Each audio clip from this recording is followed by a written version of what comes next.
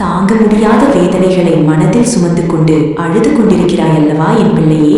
அழுதது போதும். இப்போதே உன் கண்ணீரை துடைத்துக்கொள். நீ அழுவதற்கு 1000 காரணங்கள் இருக்கலாம். ஆனால் அழுது கொண்டே இருப்பதால் எதுவும் மாறிவிடப் போவதில்லை. நீ பலருக்கு எத்தனையோ நன்மைகளை செய்து யாருக்கும் எந்த கெடுதலும் செய்யாமல் இரக்க குணத்தோடு வாழ்கிறாய் என்று எனக்கு தெரியும். அப்படி இருந்தும் ஏன் எனக்கு மட்டும் இத்தனை கஷ்டம், இவ்வளவு வேதனை என்று மனதளவிலே நீ கதறுவதை நான் உணர்கிறேன் மகனே.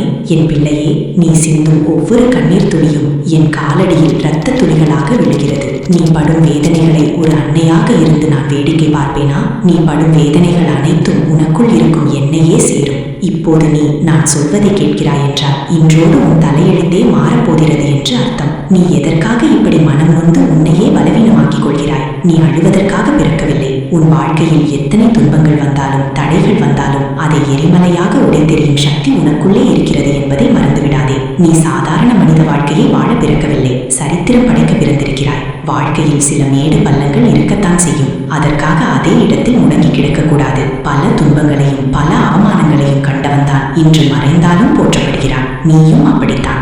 இன்று உனக்கு வரும் துன்பங்கள் உன்னை அழ வைக்கலாம். ஆனால் அதுவே உன் வாழ்க்கையாகிவிடாது. உனக்கு வரும் துன்பங்களையும் வழிகளையும் என்னிடம் விட்டுவிடு. அதை நான் மாற்றிவிடுவேன். உனக்குள் இருப்பது என்னுடைய சக்தி. அதை அங்கேயே புதைத்து விடாமல் ஒரு புது அவதாரமாக உருவிடு.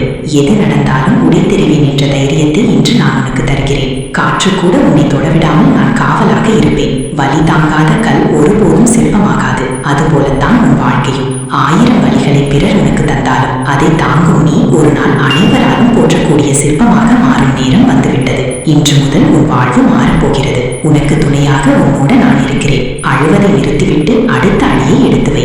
இனி நீ வைக்கும் ஒவ்வொரு அடியையும் நான் துணையாக வருவேன். உன்னுடைய அனைத்து பிரச்சனைகளையும் நான் சரி செய்வேன். உன் தாய் காளி மீது நம்பிக்கை இருந்தால் அம்மா காளி என்று பதிவிடு. நல்லதே நடக்கும்.